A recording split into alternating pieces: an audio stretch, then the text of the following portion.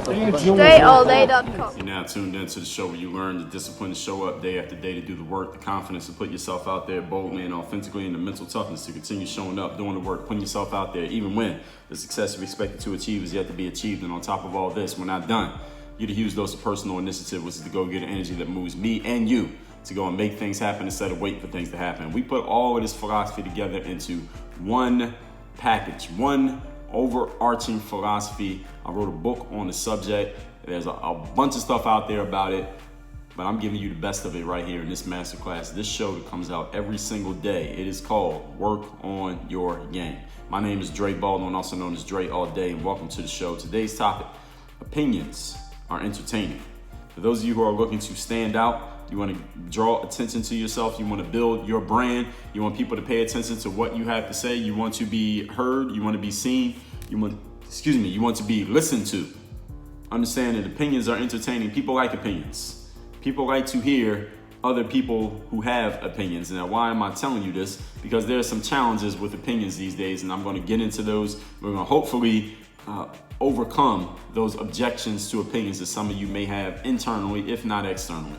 First of all, let me refer you to a few masterclasses of mine where I've talked about having opinions. I talked about this in masterclass number 1407. That is, subjective opinions matter more than facts now. Also, masterclass number 1305, all opinions are not created equal. Masterclass number 971, 95% rule and learning how to deal with public opinion.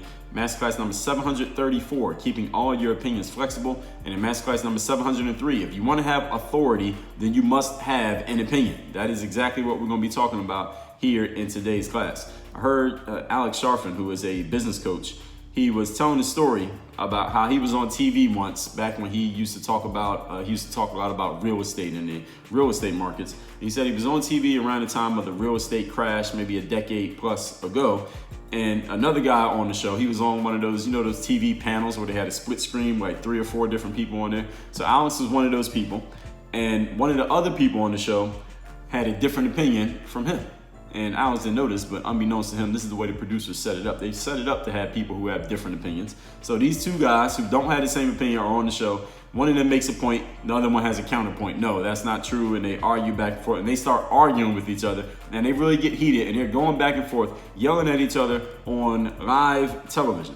And the way Alex tells this story is that when you're on TV, there's this little earpiece that they put in your ear so that the producer can speak to you and let you know, hey, what you're doing, if you should do something, give you advice, a tip, something like that they can speak right into your ear. And Alex, once he got done arguing with this guy, he's kind of heated and he's slowly calming down. And as he's, in his head, just rewinding what just happened, he was thinking to himself, according to his story, he's the one who told the story, that he thought he screwed up. He was like, man, I finally got a chance to be on this TV show. I wanted these guys to invite me back, but now I just argued with this guy. They're never going to invite me back. I blew it. I destroyed my opportunity, man. What the hell did I just do? Why didn't I keep my cool? Why did I do that? And while these thoughts are going through his head, the producer whispers into his earpiece, that was excellent. We loved that. That was great. And what he was saying was the producer loved it. The producer was very happy that he had gotten an argument with this other guy. And the reason why is because the TV producer wanted those sparks to fly. They wanted that entertainment. They actually loved the fact that two people on there were strong enough and solid enough in their opinions that they were willing to argue about it on live television. Today, what I want you to understand is that many people do freely share their opinions, but at the same time, even more people, and I think some people who are listening to me right now, are afraid of sharing anything that is opinion-based out of fear of offending the wrong person or the wrong people. But let me tell you what the fact is. People want to know and hear your opinions, especially those of you who are looking to break out and get attention and get seen for whatever it is that you're doing. Today, I'm going to share why people want to know your opinions, why they want to hear your opinion, and how you can start using your opinion as an offensive weapon to help you get the attention that you deserve. Point number 1. Today's topic, once again, is opinions are entertaining. Start using them. Number 1, there's an entire industry built around people sharing their opinions. And that industry is not staying neutral. It is not getting smaller. That industry is getting bigger. Every single day, the industry of people sharing their opinions on subjects is growing. Sports and political debate TV shows are the highest rated shows in both industries outside of sports games. So in the political world, the only thing that gets rated higher than people getting on TV and debating with each other are the actual games in politics, which you could call, I guess, the debates, or when some elected official, usually the president or the vice president maybe, comes on TV to make some type of statement, maybe the Secretary of State. Anything other than that, the highest rated shows that have to deal with politics are the ones where people get on the TV and they argue with each other because they don't have the same point of view. In the sports world, listen, you already know. How many TV shows are there in sports right now where people get on, somebody expresses an opinion, the other person disagrees, and they go back and forth and argue about it for 2 hours every single day, and people can't stop watching it? Why is that? Because we love hearing opinions. We love hearing opinions because we know somebody's going to say something that we disagree with to give us a reason to argue about it. Then we talk about it. Then we tell our friends. Then we participate on social media. Then everybody's talking about it. And all of a sudden, this opinion debate becomes a news item when nothing even actually happened. All it was just people talking about their opinions. Nothing even happened, but it becomes, quote, news, close quote. This is why I told you to stop watching the news a few episodes ago. I told you masterclass number 1474, stop watching, quote, the news, close quote, because it's not actual news. It's just people making up things to talk about. Why? Why do people make up things to talk about? Why do people make up these debates? Why does ESPN have a whole network of shows that are all based on people getting on TV or on radio or on wherever, arguing about a made up topic? It's not a topic that actually is not something that there's no policy to be discussed. Nobody's going to get injured or promoted or anything for doing it. All it is just people saying, all right, well, let's talk about this topic right here. No reason to talk about that. We just decide this is what we're going to talk about. They get on TV and argue about it, and the ratings are sky high. People keep watching this. The people on hosting these shows are making a lot of money. They're super famous. Why? Because they're on TV every day sharing their opinions. But why does ESPN even do this? How did they even come up with the idea, and why did they perpetuate it? Why does it keep working? Why does CNN and Fox and MSNBC and ABC, why do all these networks do this? Because people love to be entertained. People rather be entertained than educated. Entertainment will always sell if you can figure out a way to entertain people. You might have to try some things, but I'm giving you the game right here. If you want to entertain people, have an opinion. Have a solid opinion, a strong opinion that you stand on, and you're able to back that opinion up with your arguments and your reasoning for why you believe what you believe. All right? Don't just have random radical opinions and not be able to back them up, because then people are going to see you for what you are, which is like a troll just trying to draw attention. But if you're able to listen to, or you're able to share an opinion and then back up that opinion with some actual information, it doesn't even have to be facts, but beliefs or truths or anything that makes your opinion at least seem like you put some thought into it, people will soak that up. They will suck that up, and they will come and reply back to you, because people love to have these conversations. It gives people something to pay attention to. In case you didn't know, this may not be the case for you, but most people live very boring lives. So when they can finally hear something or see something that looks entertaining and exciting, like two people arguing an opinion, they will jump right into it, because otherwise there's nothing exciting in their lives. Watching that 2 hours of people arguing about sports, Stephen A. Smith and Skip Bayless and Shannon Sharp and Max Kellerman and Mike Wilbon, Tony Kornheiser, all these guys in the sports world who just get on TV and debate back and forth all day. People love these shows because they have nothing else entertaining going on in their lives. And I'm telling you that to tell you this: if you can become one of those people with an opinion that gets other people to pay attention, they will pay you just as much attention as they pay to those other guys. Now, maybe you're not on ESPN, so you don't have a platform as big, but you can build your own platform. I mean, podcasts and YouTube, what have they done? They provided platforms for everyday people like me and you, and there are no barriers to entry whatsoever. You can start podcasting right now. You can start a YouTube channel right now from your phone. You can start a podcast right now from your phone. And if you are entertaining enough with your opinion and your ability to back up your opinion, I want to make sure I'm emphasizing that. You got to have some substance behind your opinion. People don't have to agree, but they at least have to understand how you came to this conclusion. People will reward you with their attention.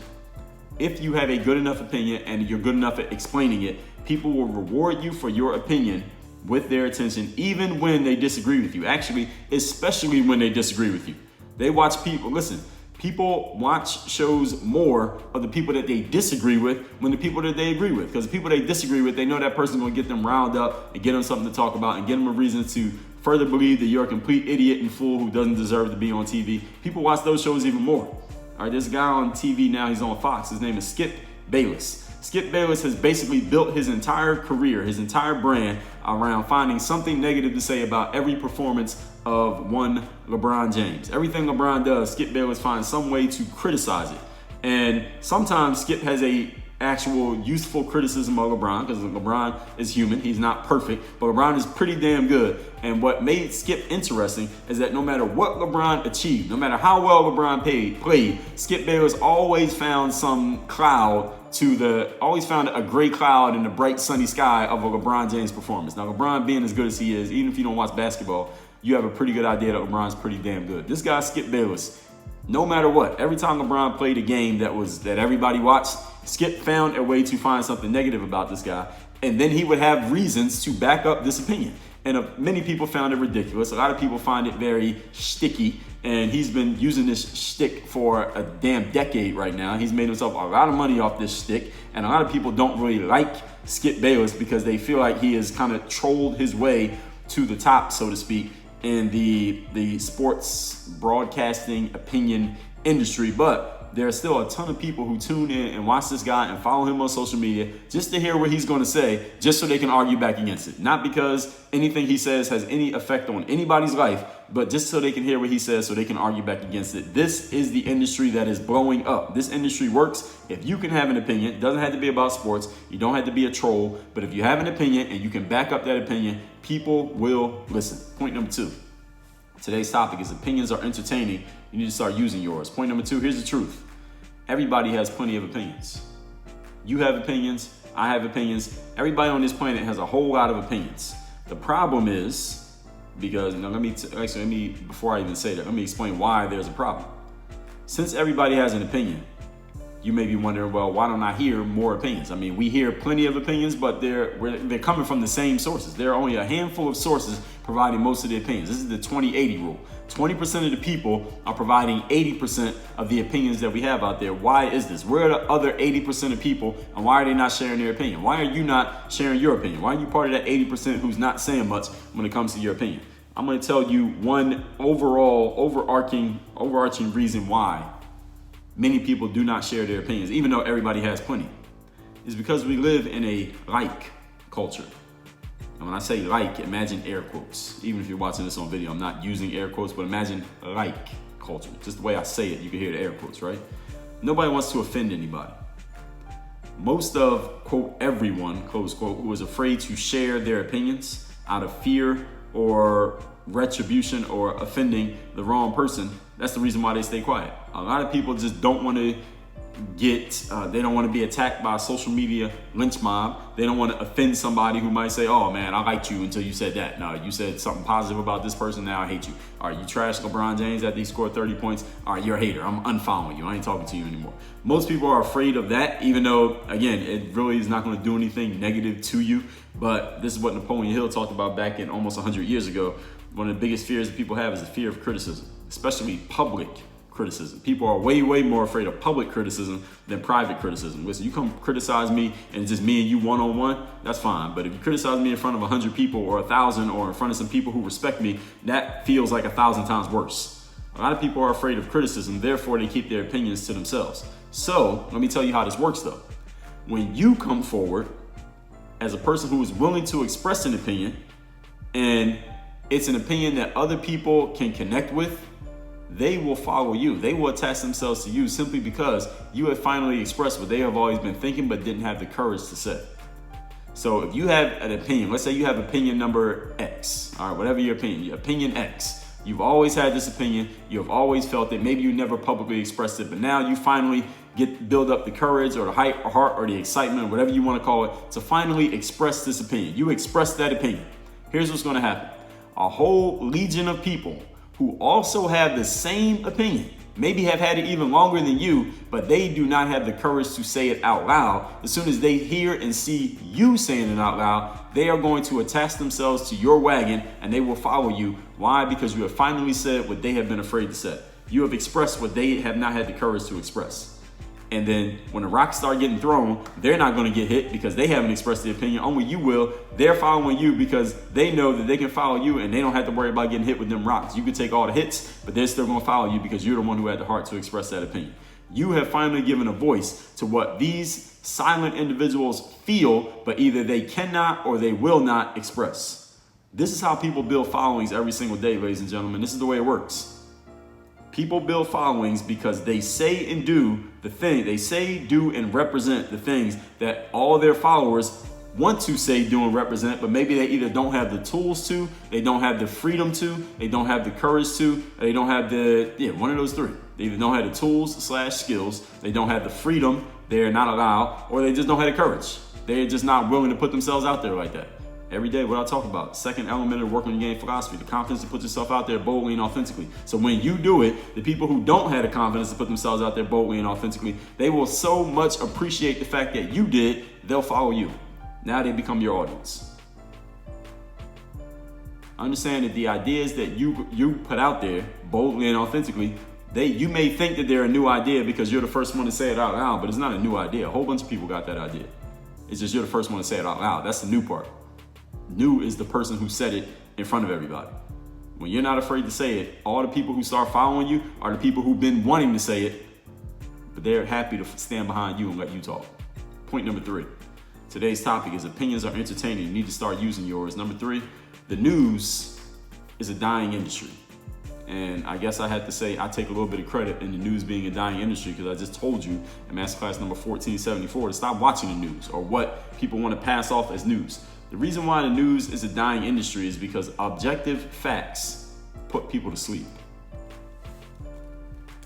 Objective facts are not entertaining. Who's excited by an objective fact besides the nerds and geeks out there? And maybe some of y'all are nerds and geeks. I'm a nerd and a geek on some levels. But on other levels, I'd rather hear an opinion than I would want to hear facts. Facts are boring. Facts are stale. Facts are stagnant. Facts do not change. All right. If you know the facts of a situation, you don't need to watch the TV show every day because you already know the facts. The news, the reason why they're able to keep your attention or get you to click on stuff is because every day something changes. Every day the story is changing. Every day is something new. Objective facts are boring. And even when people share objective facts now, here's what they do.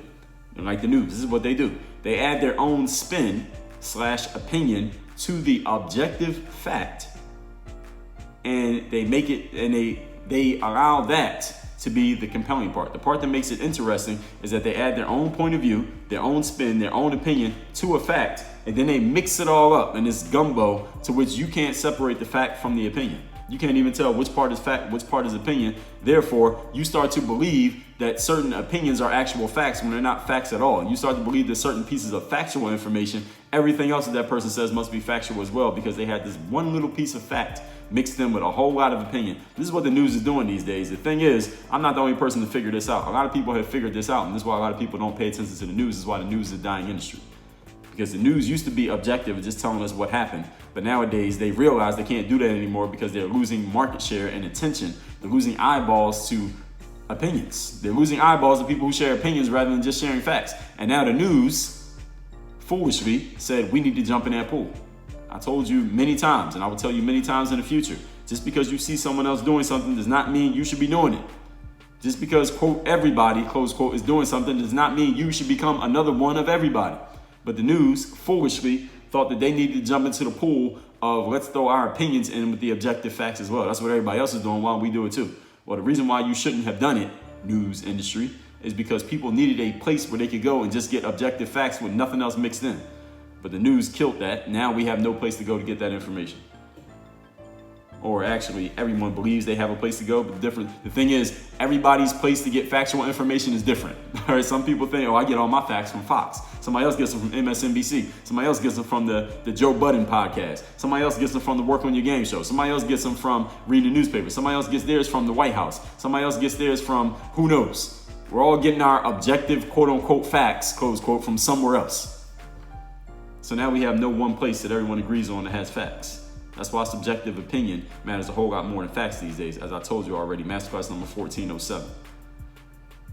People want to be entertained, and opinions are much more entertaining than factual information. Because again, the facts don't change. Once you know a fact, there's no more entertaining in it. There's no more entertainment to be squeezed out of a fact. It just is, and it never changes. Opinions change every day. Now understand that people have always had the desire to be entertained. It's just that now, since everyone has a platform, we have more access to entertainment, and we have on-demand access to entertainment. It used to be, if you wanted to be entertained, you had to wait till 8 o'clock on Friday night so you could watch The Cosby Show. Now, if you want to be entertained, all you got to do is open up your phone. You got 30 different apps that will all entertain you for as long as you're willing to pay attention.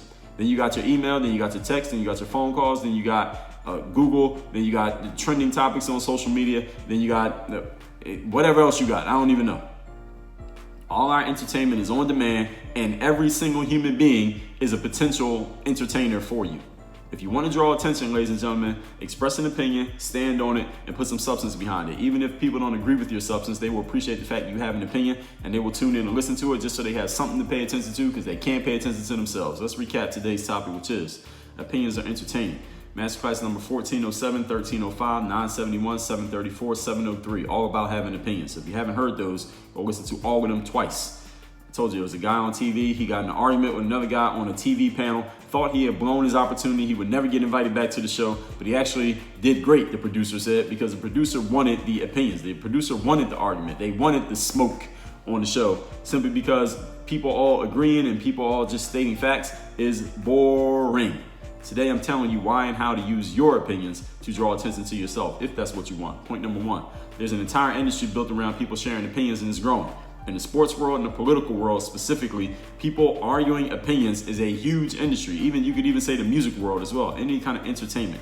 Podcasts and YouTube have provided platforms for everyday people to provide as much opinion as they want with zero barrier to entry. If you're entertaining enough with your opinion on top of that, people will reward you with one of the most important tools, one of the most important investments that they can give you, important resources they can give you, which is their attention. Point number two, here's the truth. Everybody has plenty of opinions, but since we live in this like culture, a lot of people don't want to offend, so they keep their opinions to themselves. But when you come out and boldly and authentically express your opinion, people will follow you, not because you're the first one with that opinion, but because you're the first one who said it out loud. Point number three, the news is a dying industry. Why? Because objective facts are boring and they put people to sleep, and the news industry felt like they needed to compete with everyone else, so they decided to get into the opinion business when they used to be in the fact business. So even when people share opinions now, when people share facts now, they add their own little spin of opinion to it to make it more compelling. The problem is now we have no one place to go that everyone agrees on that has actual facts, because everybody's throwing opinions into their facts, or throwing a little bit of fact into their opinions. Actually, what's happening. Subjective opinions are much more entertaining, and people want to be entertained. As I told you in masterclass number 1407. It's now, with everyone having a platform and all of us having access to people's platforms on demand, we don't need facts anymore. We'd rather be entertained. We'd rather deal with opinions. So if you want to draw people's attention, don't give them facts. Give them your opinion.